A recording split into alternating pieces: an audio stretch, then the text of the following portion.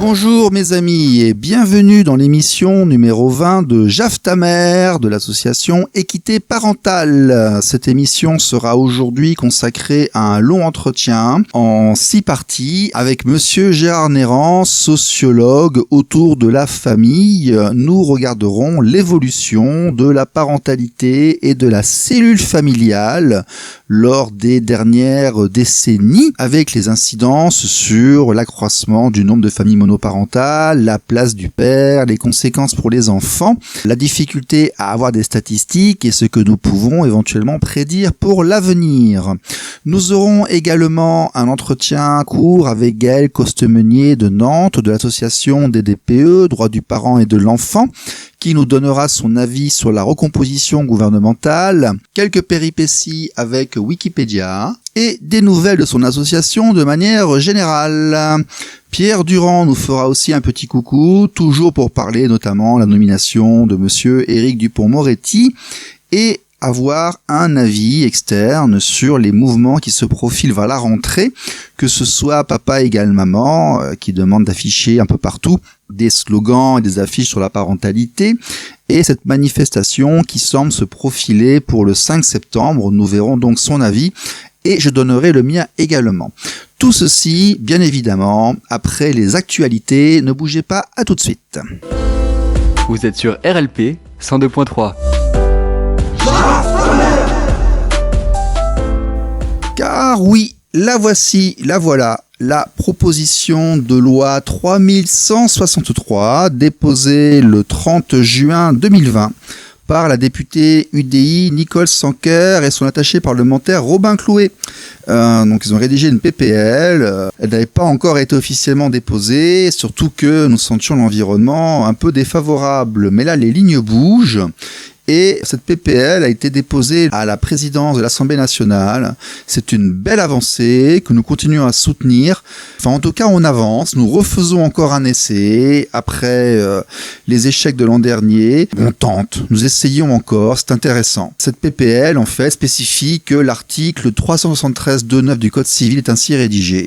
En l'absence de preuve du contraire, en application des articles 373.2.27 et 373.3.28, il est dans l'intérêt supérieur de l'enfant, afin de recevoir les soins, l'éducation, l'instruction et l'assistance morale de chacun des parents, de maintenir des rapports équilibrés et réguliers avec chacun d'eux, ainsi que de conserver des relations de nature équivalente avec les ascendants et les membres de la famille de chaque branche parentale. À cet effet, le juge fixe une modalité de résidence alternée. Lorsque le juge estime que la modalité de cette alternance est limitée dans le temps, en particulier du fait de l'âge de l'enfant, il le précise sous forme de décision provisoire ou bien prévoit une autre modalité à échéance définie. Lorsque l'enfant ne peut bénéficier de ces dispositions, le juge motive spécialement sa décision. Et nous proposons aussi que le congé de paternité soit augmenté de 4 semaines chaque année jusqu'à ce qu'il atteigne 16 semaines, comme pour les mamans. Voilà, à vous de jouer, messieurs, mesdames les députés. Merci. Vous êtes sur RLP 102.3. Monsieur Thierry Lavergne, pédopsychiatre en service public et psychanalyste en libéral sur Aix-en-Provence, pour nous sur 102.3 RLP. Monsieur Lavergne, vous allez bien? Tout va très bien. Tout va très bien. Bonjour. Bonjour. Et puis, la question du jour. Alors, la question du jour est importante. Elle est régulièrement posée en permanence. C'est une angoisse récurrente chez le père lors des séparations. C'est comment gérer son apport éducatif envers son enfant quand on ne peut le voir que 4 jours par mois et la moitié des vacances scolaires. Comment reste-t-on un éducant? Comment garde-t-on son lien? Dites-nous. Alors, c'est une question un peu un peu terrible, parce qu'en effet, il n'est pas possible, c'est pas la peine de rêver, il n'est pas possible d'être réellement éducatif ou d'avoir un réel rôle éducatif dans ces conditions-là. De toute façon, l'éducation au sens de la loi et même au sens de la construction de l'enfant, c'est quelque chose qui est co-construit par les garants éducatifs. Donc, dans l'exemple que vous prenez, voilà un enfant qui a un garant éducatif d'un côté et un autre de l'autre, mais le deuxième, le père, est très peu rencontré, semble très peu impliqué dans l'environnement éducatif de l'enfant, et donc il peut avoir très peu d'effets, effectivement, éducatifs. Donc dans ces conditions-là, sa première, je dirais, démarche, à mon avis, est une démarche qui vise à se faire reconnaître comme un véritable garant éducatif par la loi. C'est-à-dire à ne pas se satisfaire de ce genre de situation et à le dire aux interlocuteurs qui sont concernés pour modifier éventuellement la place qu'il peut avoir dans le schéma éducatif de l'enfant et dans la construction éducative de l'enfant. Quant à sa relation avec l'enfant, sachant qu'il est, entre guillemets, un petit peu déqualifié par le système qu'il vit dans sa capacité à éduquer l'enfant, eh bien je dirais que dans un premier temps, ce qui compte surtout, c'est qu'il garde une qualité de lien avec l'enfant et qu'il se garde bien, qu'il fasse très attention à ne pas critiquer l'autre garant éducatif, qui est pour l'instant la seule référence sur laquelle l'enfant peut s'appuyer. Par contre, il a le droit de dire à son enfant qu'il ne se satisfait pas de cette situation et qu'il voudrait obtenir d'un jugement que la situation lui donne plus de rôle à jouer dans l'éducation de son enfant. Ok, merci beaucoup, à bientôt. À bientôt. Vous êtes sur RLP 102.3.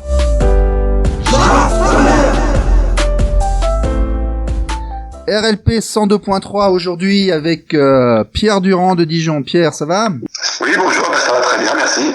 Bon, je voulais te demander si tu en avais un avis sur la nomination de Monsieur Dupond-Moretti en tant que garde des Sceaux. Et écoute, pour cette nomination, c'est vrai que Dupond-Moretti, c'est un avocat pénaliste de grande réputation, très connu, qui a fait beaucoup de choses au niveau pour la défense. Donc, c'est vrai qu'on est on a un peu d'espoir parce que c'est quelqu'un qui connaît parfaitement le domaine judiciaire. Maintenant, qu'est-ce qu'il pourra vraiment faire et qu'est-ce qu'il voudra faire? Ça, c'est un peu la question parce que l'institution judiciaire, c'est quand même quelque chose qui est très lourd. Donc, je ne sais pas s'il aura sur le temps qu'il va faire la possibilité de vraiment faire de grandes modifications. C'est vrai que pour l'instant, on reste un peu en attente de ce qu'il va proposer. Oui, parce qu'il n'a pas forcément dit grand-chose sur le familial, pour l'instant. Sur le familial, non. Puis, bon, je l'ai vu sur plusieurs interviews et ça reste... Bon, il commence à avoir un petit discours politique. Bon, c'est le rôle des ministres qui veut ça. Et bon, il faut attendre les fêtes pour voir ce qu'il va vraiment faire. Ok. Autre point, nous voyons arriver sur la toile, sur les réseaux sociaux actuellement deux petits mouvements. Le premier s'appelle Papa égale maman. Un papa demande à des gens de mettre des affiches sur les voitures un peu partout. Ça fonctionne bien. Ils sont plusieurs centaines, plusieurs milliers à le suivre. Et quelques autres personnes envisagent de faire une manifestation le 5 septembre à Paris. Mais bon, on a peur d'avoir 50, 60 personnes et tout. Qu'est-ce que t'en penses, toi, par ton ancienneté, t'as déjà vu des mouvements identiques, similaires? Écoute, moi, Stéphane, ça fait longtemps que je tourne, et c'est vrai que tous les ans, à peu près tous les 2 ans, plutôt tous les ans, il y a des mouvements comme ça, un peu spontanés, qui se lancent. La difficulté, d'abord, c'est que c'est souvent des gens qui sont dans leur histoire, qui sont en cours de procédure judiciaire, donc qui n'ont pas forcément du recul, qui sont un peu dans la colère. Donc, c'est vrai que ça donne pas toujours une très bonne image. Et puis, avec l'expérience, je me rends compte que sur la durée, c'est des mouvements qui ne durent pas. C'est-à-dire que c'est vraiment très épisodique. Donc c'est dommage, voilà, en tout cas que ce type de mouvement ne se regroupe pas sur des associations qui existent déjà, parce qu'effectivement, ça pourrait créer une dynamique. À voir si vraiment sur la durée, ils continueront ou pas. D'accord, très bien. Écoute, passe un bon été, puis à bientôt. Merci, à bientôt. Vous êtes sur RLP 102.3.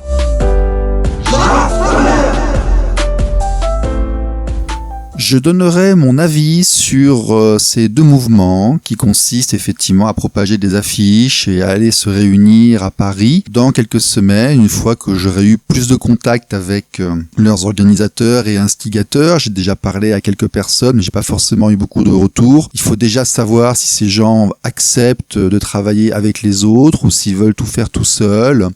Ce n'est pas encore effectivement très clair pour le moment. Donc la position de l'association, de nos organisateurs et nos avis dans quelques temps, une fois que nous aurons eu plus d'informations, si bien sûr ils répondent à nos avances et nos demandes. Vous êtes sur RLP 102.3.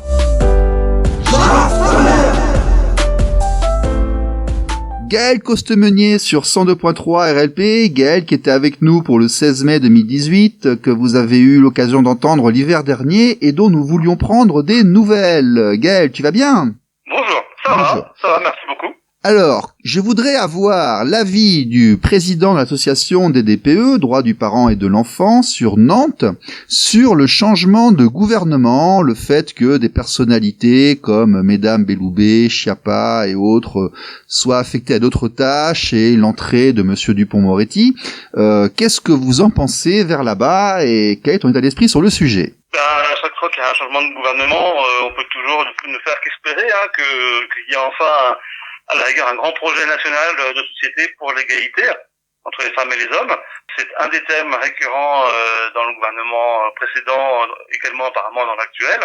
Donc espérons qu'il aille dans ce sens-là, et pourquoi pas qu'on ait une loi enfin sur la résidence alternée égalitaire entre les parents, qui serait un système de base, à la place du système de base que n'a pas choisi la représentation nationale actuellement, mais les juges qui imposent de manière très majoritaire la résidence inégalitaire et discriminatoire du 75-25% qui revient finalement à imposer à l'enfant un parent principal et un parent secondaire, ce sans aucun fondement psychologique ou pédopsychiatrique, qui est vraiment regrettable. Et donc, dans tous les cas, en plus, où il y aurait des situations de violence ou de difficultés pour l'enfant, etc., le juge sort de ce mode de garde 75-25, et donc naturellement, avec une résidence alternée égalitaire, c'est exactement la même chose, simplement le système de base serait différent. Et dans tous les cas qui posent effectivement problème pour l'enfant, le juge sortirait de ce cadre de la même manière qu'il le fait actuellement. Espérons qu'il y ait un projet dans ce sens. Il pourrait être même un projet plus global qui intègre aussi, par exemple, la lutte contre les différences salariales dans l'entreprise. Nous avons toujours été pour l'application de l'article 1 de la Constitution, que l'on répète ici peut-être 5 à 6 fois par émission, qui instaure l'égalité des citoyens devant la loi. Après nous, l'association, on continue nos permanences, donc on va entamer la 2e année de permanence et d'écoute et de soutien personnel et psychologique à tous les parents, mères, pères, grand-mères, grands-pères, sur les familles parentales exclues qui peuvent venir à nos permanences à Nantes. Actuellement, on est en train de passer de juillet à août et on a toute une pensée pour tous ces enfants qui vont pas prendre le train ou la voiture ou un transport quelconque pour changer de parents, pour voir son autre parent, qui vont rester enfermés dans une seule famille parentale. Et on pense très fort à eux et à tous les parents qui ne les voient pas et qui malheureusement voient leurs enfants privés de leurs droits fondamentaux et eux-mêmes sont privés de leurs droits. Effectivement, il faut le rappeler aussi. Alors, pour terminer, tu m'as dit que tu avais eu un petit problème sur Wikipédia, sur la page qui était consacrée sur Wikipédia, parce que tu t'as reproché d'avoir parlé à équité parentale. Alors non, c'est pas exactement ça. C'est-à-dire que il y a eu plusieurs arguments qui ont été utilisés contre moi, notamment le fait que j'avais répondu à une interview d'équité parentale. Wow. Il y a quelques temps, donc il y a le site d'équité parentale. J'avais répondu effectivement à une interview. Les gens peuvent lire le contenu de mes réponses, voilà, rien de... Ah, c'est le blog SOS Papa 24. Voilà, qui existait avant l'association, voilà. Donc j'avais répondu aux questions, voilà. Oui, je m'en souviens. C'est comme ça qu'on s'était rencontrés, d'ailleurs. Tout à fait. C'est le premier contact qu'on a eu, en fait, oui. Pour moi, l'équité parentale. Et du coup, j'avais répondu à ces questions, en ligne, je pense. Ça appelle à l'égalité entre les parents et au respect des droits de l'enfant, tout à fait classique. Bon, c'est utilisé par des personnes contre moi sur Wikipédia. Et finalement, j'ai été bloqué, mon compte a été bloqué sans limite de durée. Voilà, donc c'est assez intéressant. Ce serait intéressant de voir d'ailleurs les arguments qui ont été utilisés, qui sont des arguments fallacieux. Bon, c'est Wikipédia dans l'état actuel de Wikipédia, c'est-à-dire avec des personnes qui peuvent s'accaparer des articles, prendre le contrôle de certains articles. Et puis je suis banni, c'est un fait, voilà, qui est assez simple. Bon, quand on veut tuer son chien, on dit qu'il a la rage. Ok. Oui. Eh écoute, à bientôt Gaël, merci beaucoup. Merci. Au revoir. Merci, au revoir. Vous êtes sur RLP 102.3.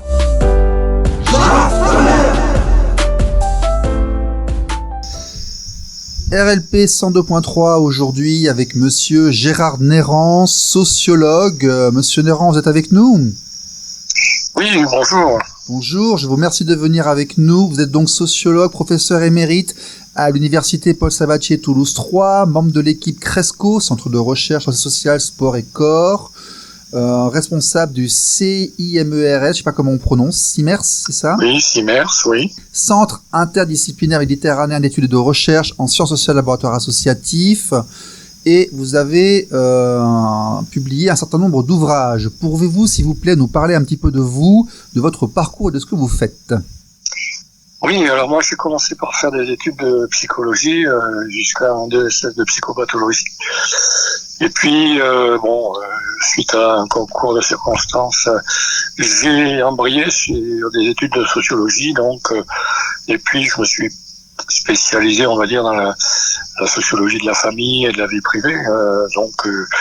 À partir des années 80, j'ai pu réaliser un certain nombre de recherches sur la conjugalité, la parentalité, les enfants, les adolescents, les effets des séparations conjugales, les couples mixtes franco-étrangers, tout un ensemble de choses qui touchent à la façon dont la famille et la vie privée est organisée aujourd'hui, et ces transformations extrêmement importantes, évidemment, depuis les années 60.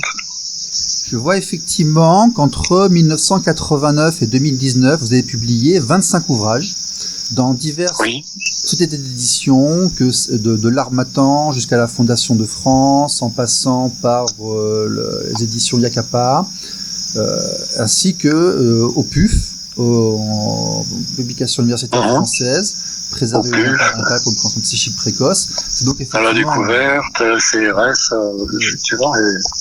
Donc certains il y a travaux, eu plusieurs. Tout à fait. Que pensez-vous aujourd'hui de l'évolution de la place du père dans la société, c'est-à-dire de la parentalité en général ? Est-ce qu'il y a une mouvance de la parentalité ? Et dans cette mouvance de la parentalité, que devient le père au niveau sociologique ?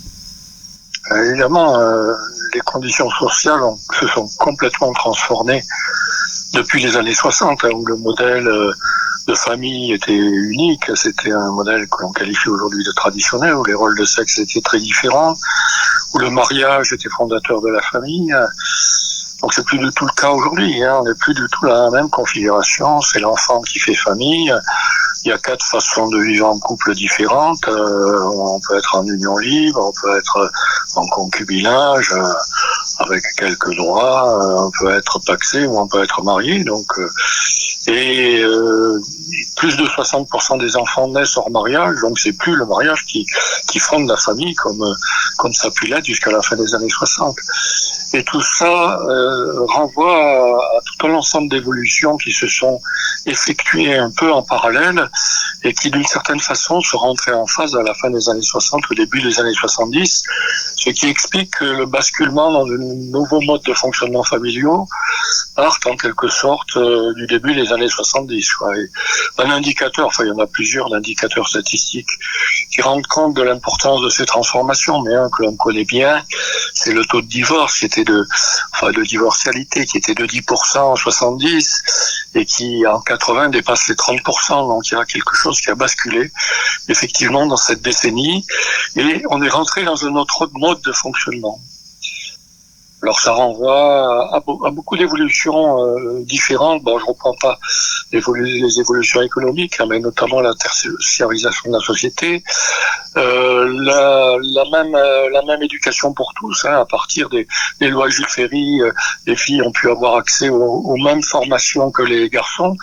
Donc ça va avoir un impact évidemment au XXe siècle et notamment dans la deuxième moitié du XXe siècle avec un désir féminin de travailler à l'extérieur de la maison qui se manifeste de façon très forte à partir des années 70. Il y a eu aussi des évolutions scientifiques, médicales très importantes, avec évidemment les nouveaux moyens modernes de contraception qui font que avec cela, on va pouvoir séparer la pratique sexuelle de la procréation. Et ça va être évidemment renforcé par l'assistance médicale à la procréation à partir de 1982. Donc il y a tout un ensemble de transformations et je ne parle pas de l'évolution des mentalités, des représentations. des représentations sociales avec des auteurs qui ont marqué leur époque. Sartre, bien sûr, et Simone de Beauvoir. En 49, lorsque le deuxième sexe paraît, ça fait absolument scandale. C'est très choquant pour la majorité des personnes dans la société très traditionnelle de l'époque. Mais il vient en quelque sorte en précurseur d'une évolution sociale qui s'affirmera à partir des années 70. Donc évidemment, les places parentales sont complètement reconsidérées, mais aussi la place de l'enfant, qui a énormément bougé, et notamment du petit enfant, depuis la Deuxième Guerre mondiale. On parlait du bébé comme un tube digestif dans les années 50, c'est-à-dire un être essentiellement végétatif qui allait progressivement s'ouvrir à la vie affective, à la vie intellectuelle, et c'est plus du tout de cette façon qu'on regarde le bébé aujourd'hui. On sait que dès sa naissance, les relations affectives sont très importantes pour lui, et que le relationnel a une place prépondérante dans son développement. Donc et puis les travaux des psychologues du développement ont montré que son intelligence était bien supérieure à ce qu'on pensait à une certaine époque. Donc effectivement, on a une représentation très différente de l'enfant et de son développement, et une représentation aussi évidemment très différente des places parentales, puisque aujourd'hui les femmes travaillent, enfin un taux de travail pratiquement équivalent à celui des hommes, même si elles ont quand même gardé cette caractéristique d'être plus centrées sur les enfants que la majorité des hommes. Là aussi, l'un des indicateurs, c'est que les taux d'emploi à temps partiel sont très majoritairement féminins, et notamment un certain nombre qui sont choisis volontairement pour que les femmes gardent leur mercredi pour s'occuper des enfants. Donc on est dans une évolution très forte des rôles masculins et féminins, avec une égalisation des places, bien sûr, et une remise en cause des schémas, je dirais presque ancestraux, parce que l'organisation de la famille a quand même, et notamment telle qu'elle était basée sur le secondement du mariage, fonctionné pendant des siècles, si ce n'est des millénaires, sur ce modèle. Donc on est rentré dans une nouvelle ère où les choses sont très différentes de l'époque antérieure. D'accord.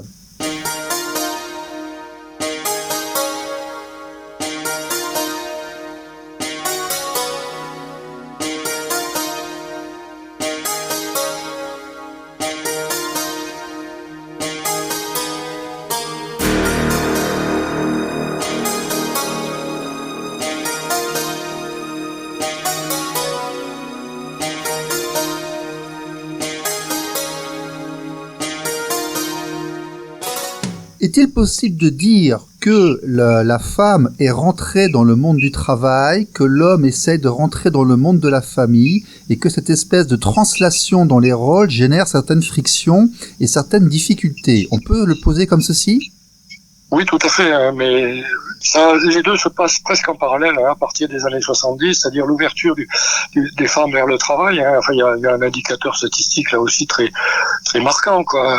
Si on prend la tranche d'âge la plus active, 25-60 ans, le taux d'activité était de 86% pour les hommes en 1960 et le taux d'activité féminin de 40%. Donc on était dans le modèle de la femme au foyer.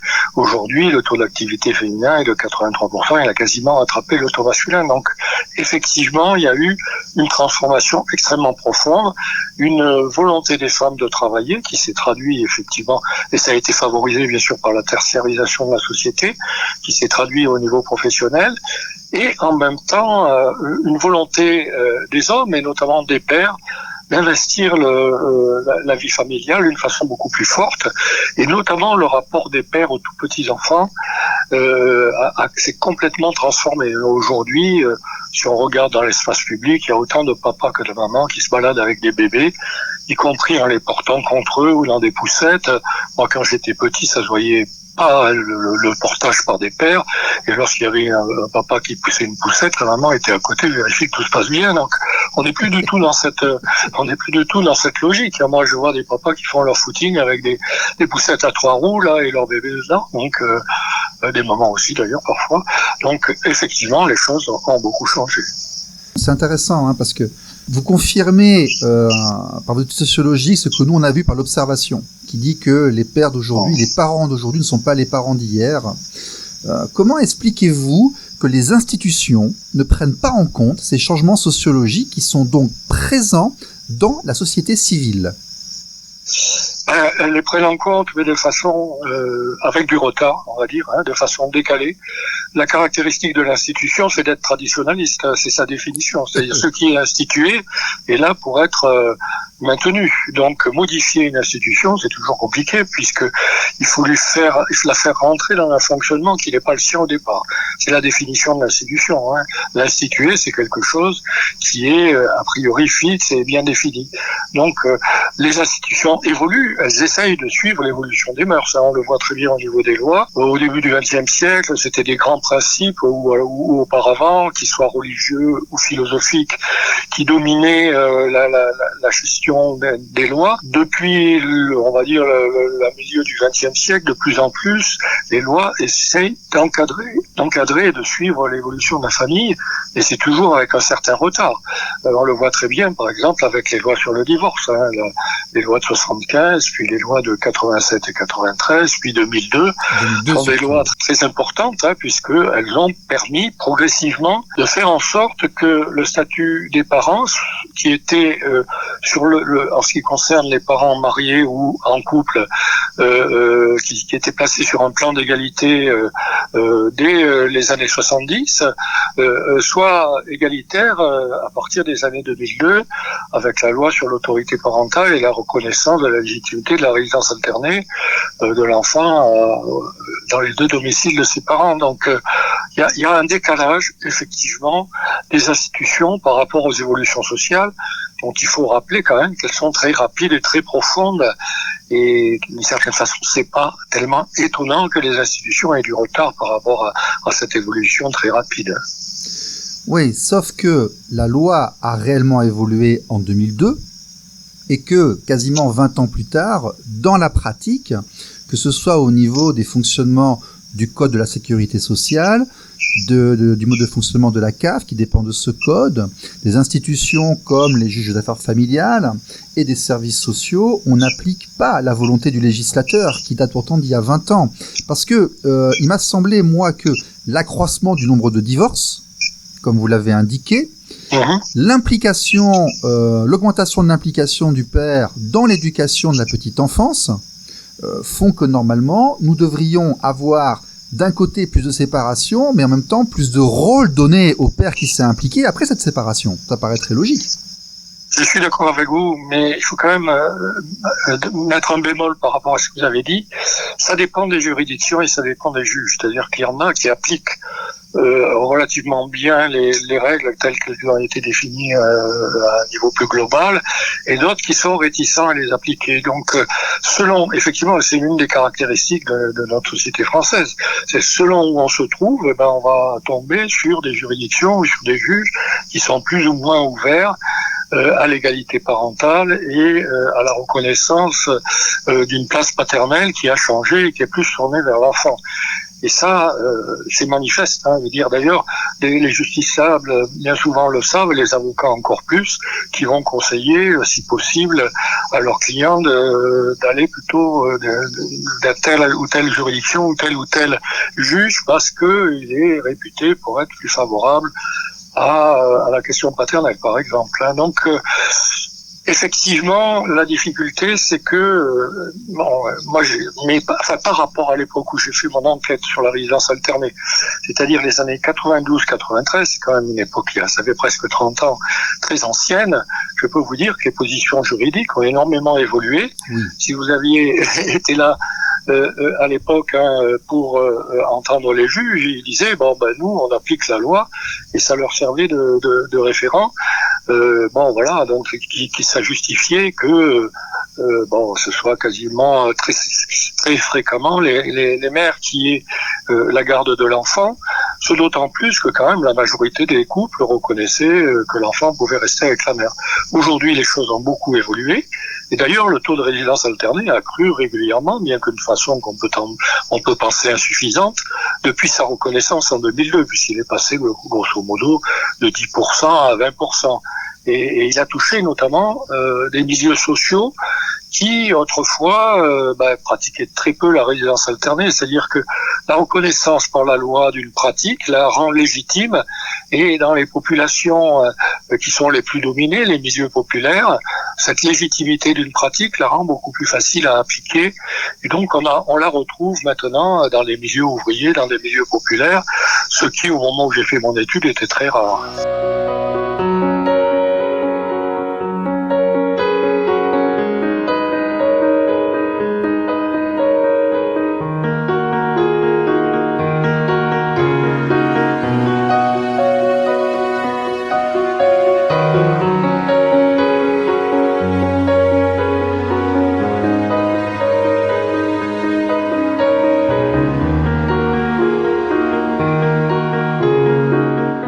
Monsieur Jean-Pierre Winter, il y a quelques semaines, m'expliquait qu'effectivement, cette progression, cette avancée du père dans l'éducation de l'enfance entraînait des nouvelles demandes sociales et sociétales.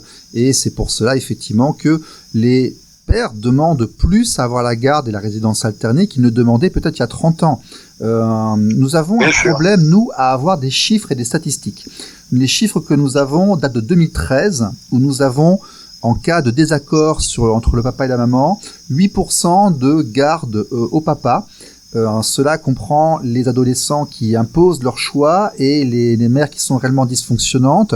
Nous avons une difficulté à avoir les statistiques officielles de la justice sur cet environnement. C'est vrai. Est-ce que vous avez constaté ça aussi, et comment vous faites pour trouver ces chiffres? Les statistiques sont partielles, parcellaires.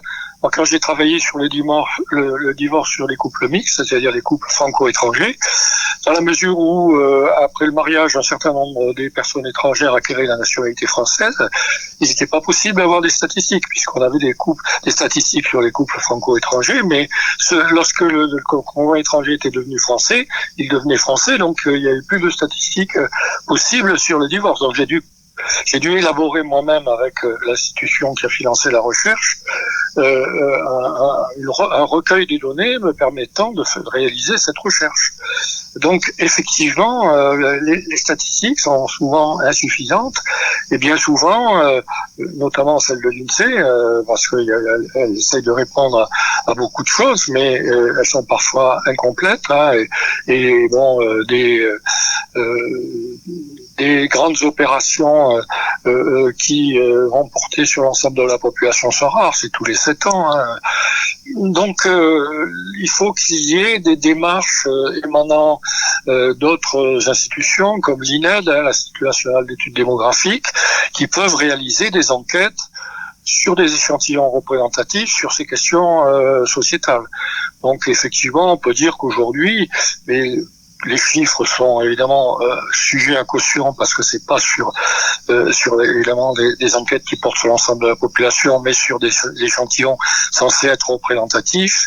La garde pour le père dépasse les 10%, et la résidence alternée est de l'ordre de 20%, donc la garde chez la mère, c'est autour de 70% ou un peu moins. Ça, c'est quand les gens sont d'accord. On a du mal à voir les chiffres lorsqu'il y a des accords. On essaie de démontrer, d'ailleurs on le voit dans les faits, si vous voulez, que par exemple, on essaie de démontrer que lorsque la maman dit quelque chose, le juge la suit, et qu'en fait, l'implication du père, sa prise de responsabilité dans l'éducation n'est pas suivie par l'attribution des charges après la séparation. Comme je vous dis, c'est très délicat.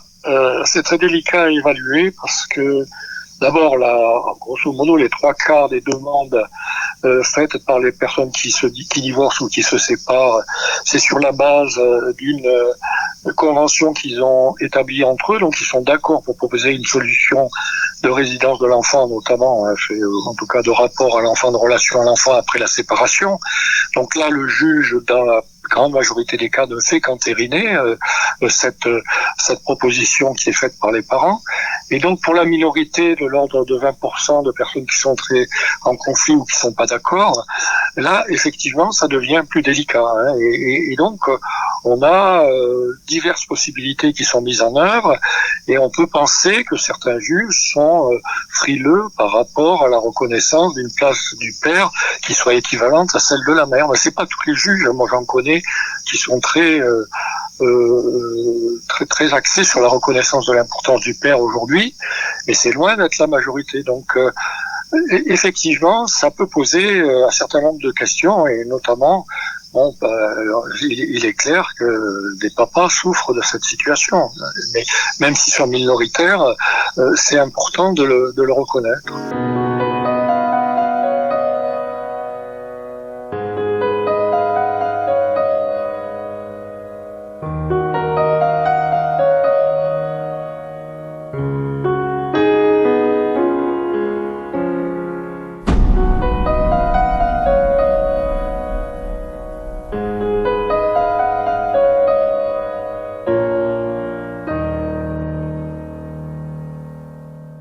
Donc, si on observe cette évolution du nombre de divorces dans la société, avez-vous observé comme moi une augmentation du nombre de familles monoparentales? Oui, il y a une augmentation de familles monoparentales qui produit cette augmentation de difficultés.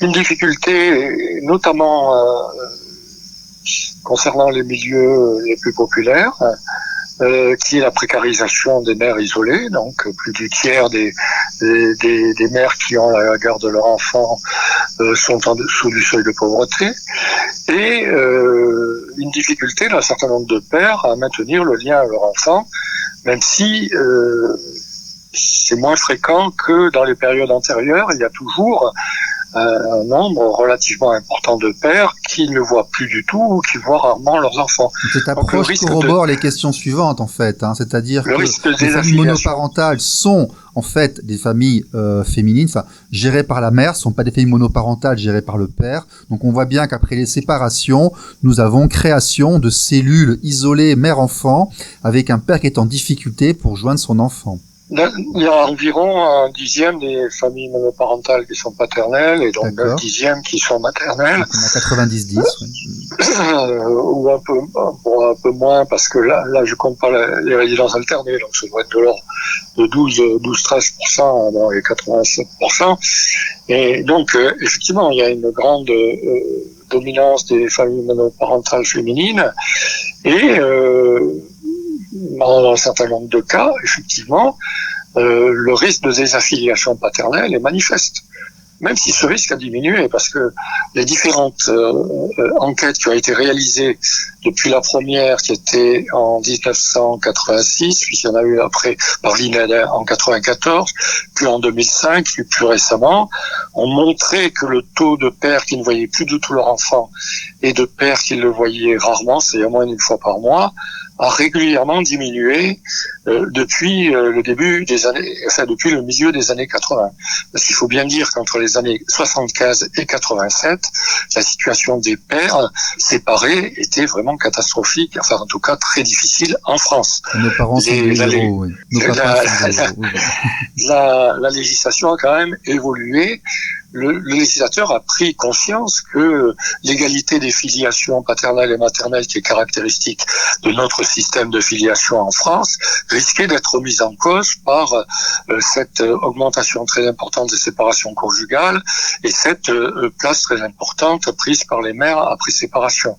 Donc, il a, d'une certaine façon, essayé de corriger le tir, même si je le disais tout à l'heure, avec un certain retard. Donc, ça a été les lois de 87 pour les parents divorcés, 93 pour l'ensemble des parents, qui ont reconnu une autorité parentale partagée après la séparation, quelle que soit la personne qui avait la résidence de l'enfant. Et en 2002, la nouvelle loi sur l'autorité parentale a reconnu la possibilité d'une résidence alternée. Donc il y a quand même eu, d'un point de vue législatif, des avancées importantes. Les institutions ont plus ou moins bien suivi effectivement ce mouvement, parfois avec réticence, mais elle était quand même dans l'obligation de le suivre. Et donc, le taux de désaffiliation paternelle a baissé, mais il y a toujours aujourd'hui des pères qui se désaffilient de leur enfant et d'autres qui sont en risque de désaffiliation, qui le voient rarement. Il faut d'ailleurs indiquer que si on prend la situation des SDF, ce sont très souvent des hommes et la plupart du temps ce sont des pères qui ont connu une double désaffiliation à la fois professionnelle et familiale. Et que donc, effectivement, l'une pouvant répondre à l'autre, que ce soit dans un sens ou dans l'autre, que donc, effectivement, il y a véritablement un problème. D'une certaine façon, si les mères, elles plongent pas comme peuvent plonger certains pères après la séparation familiale, c'est qu'elles s'accrochent à leurs enfants pour se reconstruire après la séparation, et ça peut entraîner des difficultés importantes parce qu'elles reconnaissent la place du père. J'ai dit ça peut, j'ai pas dit que ça le faisait à tous les cas, mais il y a toujours une frange de situations extrêmement problématiques et vous êtes bien placé pour le savoir.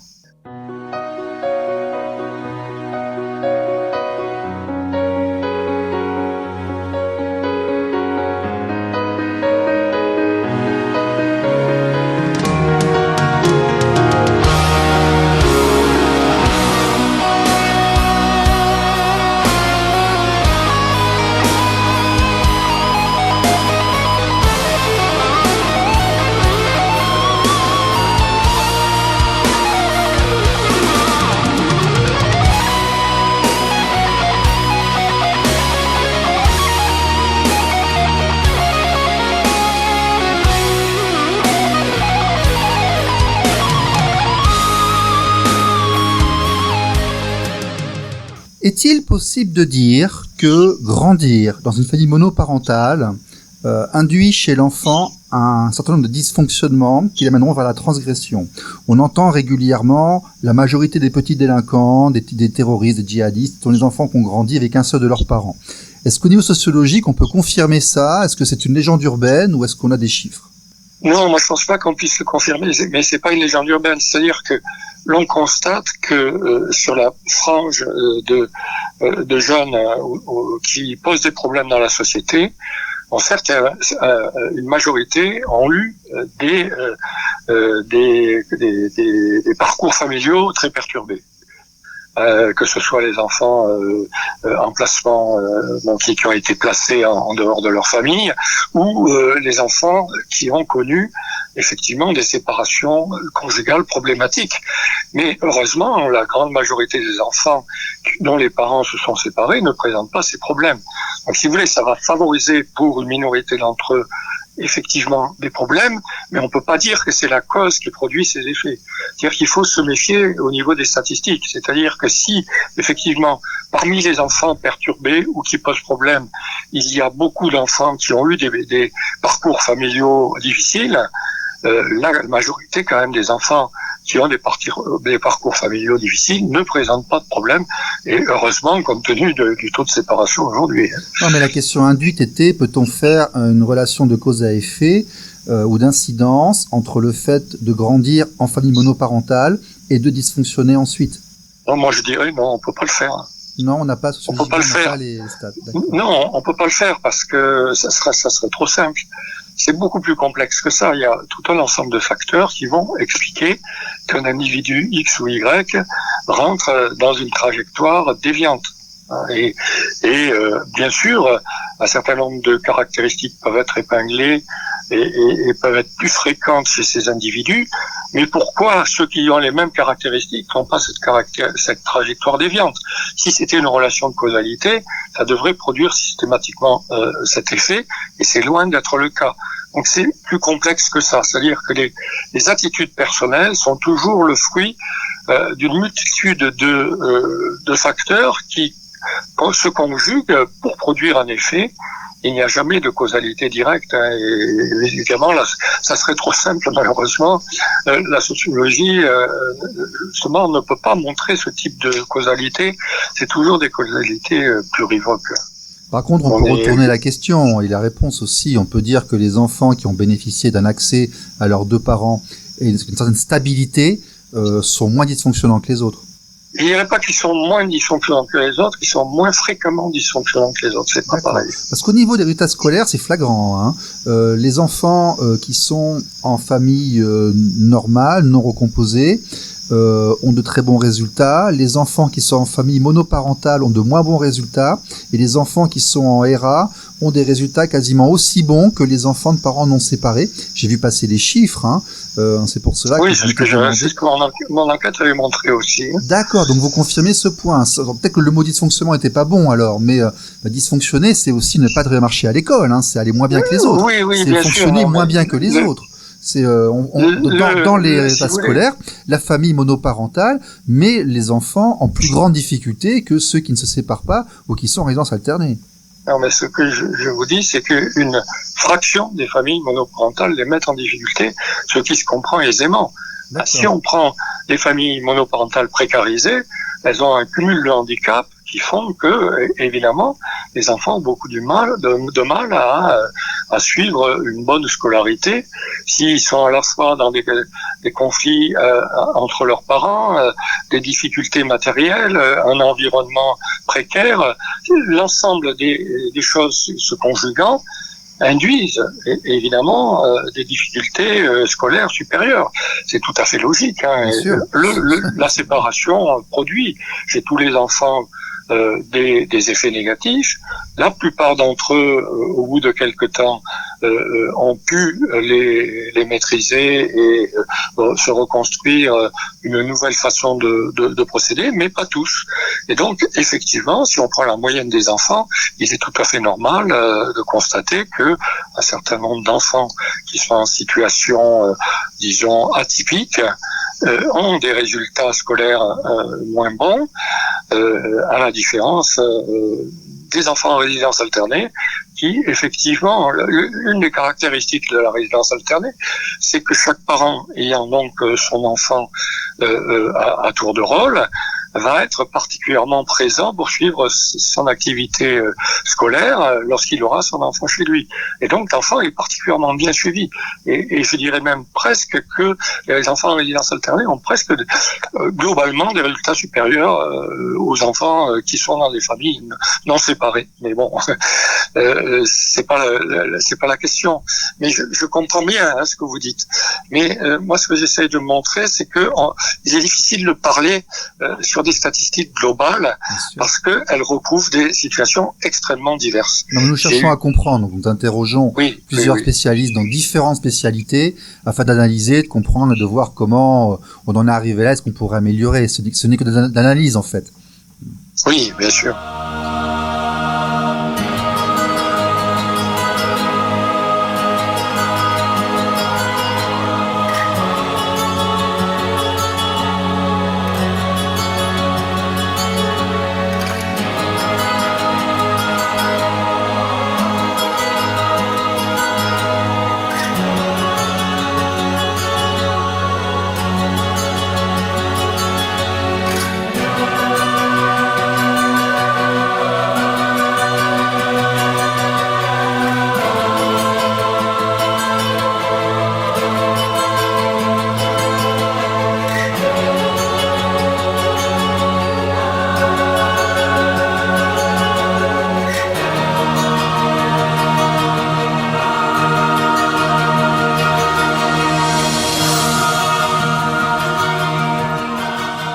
Alors, vous, en tant que spécialiste, observateur, sociologue, comment voyez-vous la famille française évoluer, votre vision de l'avenir sur la famille ? Bon, les sociologues répugnent beaucoup à faire de la prospective parce qu'en général, l'évolution historique leur montre qu'ils se sont plantés. Donc, je ne vais pas prendre trop de risques en disant que il va y avoir de plus en plus de formes familiales différentes, de plus en plus de diversité familiale et donc forcément de plus en plus de complexité familiale. Parce qu'il y a une évolution qui est double. Il y a une évolution au niveau des structures de la famille, bien sûr. Aujourd'hui, il y a évidemment la famille biparentale classique qui reste dominante, mais donc il y a plus de familles dites monoparentales. Il y a plus de familles recomposées, il y a plus de familles homoparentales, il y a des enfants qui sont placés en famille d'accueil, il y a des adoptions. Donc, il y a au niveau de la structure familiale une diversité bien plus grande des structures qu'autrefois. Et en plus, au niveau des fonctionnements familiaux, c'est-à-dire des modèles de fonctionnement à l'intérieur de la famille, la diversité est beaucoup plus grande. Il y a des familles qui restent sur des modèles assez traditionnalistes, avec des rôles du père et de la mère très différenciés, et des familles qui ont au contraire un mode de fonctionnement plus novateur, avec une proximité du rôle paternel et maternel beaucoup plus grande, avec tous les cas de figure intermédiaires. Hein. Donc effectivement, la complexité et la diversification se situent à deux niveaux. Au niveau de la structure, au niveau du fonctionnement. Donc du point de vue de la prospective, tout ce qu'on peut dire, c'est que ça va devenir encore plus complexe dans les années à venir que maintenant, avec une variété, une diversité des familles sans doute plus grande encore qu'aujourd'hui. Donc un grand brassage, une grande recomposition, et donc quelque part, cette évolution de la demande de respect des droits parentaux s'explique par justement cette plus grande implication et ce plus grand brassage. Bien sûr, dans la mesure où il y a de plus en plus de diversité, l'importance de l'égalité parentale devient croissante. Hein. Il faut reconnaître aussi qu'il y a de plus en plus de couples mixtes, de personnes qui n'ont pas forcément la même origine qui se mettent en couple. Hein. La mixité sociale, elle peut être au niveau économique, au niveau du milieu, elle peut être aussi au niveau des origines. Donc il y a une diversité croissante. Hein. Les derniers travaux sur le couple l'ont montré. Et la fragilité du couple aujourd'hui, qui est évidemment devenue une donnée connue par tout le monde, fait que les trajectoires familiales sont beaucoup plus fluctuantes qu'elles pouvaient l'être pour les générations antérieures. Donc effectivement, cette diversité extrêmement grande demande à ce que le principe d'égalité soit d'autant plus affirmé aujourd'hui. Est-ce que j'ai oublié quelque chose? Est-ce que vous pensez que dans cette étude de terrain, de situation, il y a un thème qui n'a pas été abordé, qui mériterait d'être mis en avant au niveau de l'analyse? Non, c'est difficile à dire, hein, parce que là, j'ai parlé spontanément, donc peut-être que quand j'écouterai l'émission, je me dirai telle ou telle chose aurait besoin d'être évoquée, mais je pense qu'on a dit beaucoup de choses. Hein. Oui. On justifie l'existence d'associations comme la nôtre et on justifie le fait que les situations dont on parle existent, parce que sociologiquement, elles s'expliquent. Oui, bien sûr. Bien sûr. Donc voilà, ça explique. Bon, moi, ce que je voudrais dire, c'est que il n'y a pas lieu d'opposer sur le principe le mouvement féministe et le mouvement des pères. C'est-à-dire que les deux mouvements militent pour une égalité entre les sexes et une égalité parentale. Qu'après, il y ait des évolutions de certaines sous-parties de chacun de ces mouvements qui font qu'il y ait parfois des clashs entre les deux, c'est regrettable, mais ça peut se comprendre. Moi, je tiens à dire que, bien sûr, je soutiens les pères qui ont des difficultés à être en lien avec leur enfant, parce que je trouve tout à fait triste que cette égalité parentale ne puisse pas être suivie, mais en même temps, je suis pour l'égalité des hommes et des femmes, et donc j'ai soutenu le mouvement et je soutiens le mouvement féministe. Par contre, il y a féministes. Parfois des expressions de ce mouvement, comme certains sous-groupes des mouvements des pères, qui peuvent être, de mon point de vue, problématiques et entraîner des conflits plus ou moins virulents entre eux, dans lesquels j'essaye de ne pas rentrer, parce que prendre position sur ces choses-là me paraît difficile. Nous avons beaucoup de femmes avec nous, nous avons beaucoup de grand-mères et de secondes épouses qui sont avec nous. Bien sûr, bien sûr. Et puis d'ailleurs, je vais vous dire, quand on milite pour l'égalité homme-femme, une situation d'exclusion parentale est insupportable dans les deux sens. La justice dysfonctionne et que la machine s'emballe et qu'une mère aussi est coupée sans raison de son enfant, c'est atroce. On ne peut pas cautionner ni demander cette chose-là. Mais vous, au niveau sociologique, avez-vous observé une émergence des néo-féministes et à quoi cela est-il dû ? Oh là là, ça c'est complexe, hein, parce que le féminisme c'est un mouvement extrêmement divers, lui aussi est complexe. Il y en a un qui est plus français, celui qui s'appuie sur Simone de Beauvoir, un autre qui est plus américain, et donc le féminisme américain qui a tendance à être parfois assez, je sais pas comment le qualifier, extrémiste ou en tout cas radical, parfois émet des propositions qui sont relativement en tension avec un féminisme à la Simone de Beauvoir qui n'est pas exactement sur les mêmes positions. Et puis après, il y a toute la complexité des relations entre les sexes et notamment des relations sexuelles.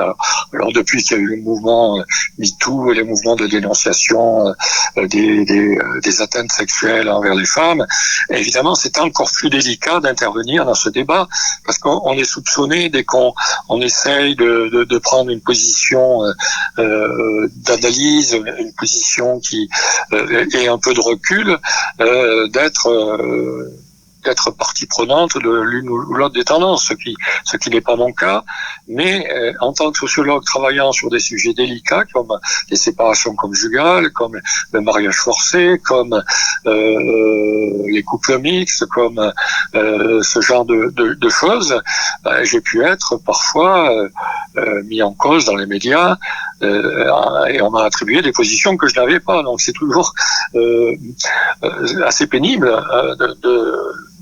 d'être pris dans des polémiques alors même qu'on est attaqué sur des positions qu'on n'a pas soi-même. Ce sont des procès d'intention. Exactement. Monsieur Néran, quelle est votre actualité? Avez-vous des projets devant vous? J'ai le projet de réaliser un petit livre Yapaka, vous savez, c'est ces petits livres synthétiques que les éditeurs belges Yapaka proposent sur mes travaux sur la conjugalité, puisque mes deux derniers livres, l'amour individualiste et celui que j'ai dirigé, donc porte sur le couple et les difficultés de la conjugalité contemporaine. Donc j'ai un projet en 2018. Voilà, en 2018 et en 2020, celui qui vient de sortir, Faire couple et l'entreprise incertaine. Donc on est une dizaine de contributeurs, c'est moi qui l'ai dirigé. Donc j'ai essayé d'en faire une petite synthèse dans ces condensés que propose l'édition Yapaka et qui sont très lus par les travailleurs sociaux. Donc ça c'est bien parce que ça c'est condensé et finalement c'est des lecteurs qui n'iraient pas forcément lire sur se renseigner auprès des livres plus importants. Donc c'est des éditions qui sont intéressantes. Sinon, j'ai plusieurs demandes d'articles. Je suis une thèse et deux personnes qui vont soutenir leur habilitation à diriger des recherches. Donc j'ai des relectures à réaliser de leurs travaux.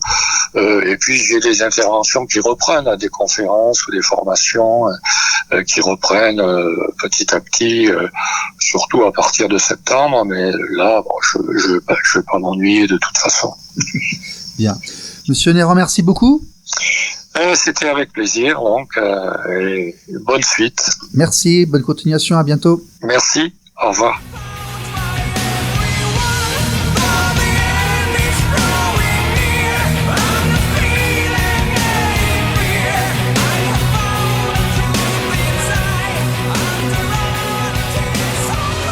Voilà, c'était une émission riche et bien remplie.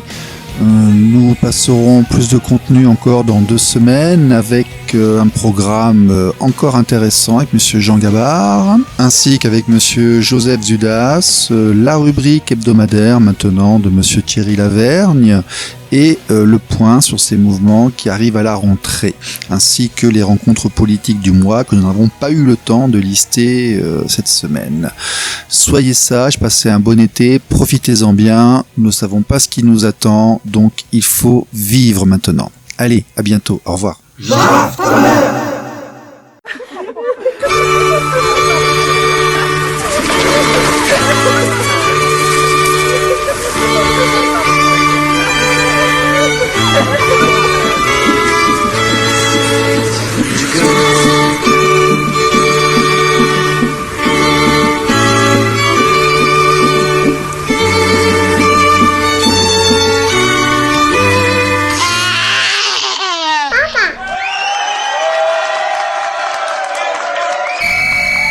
Jacques Tonnerre.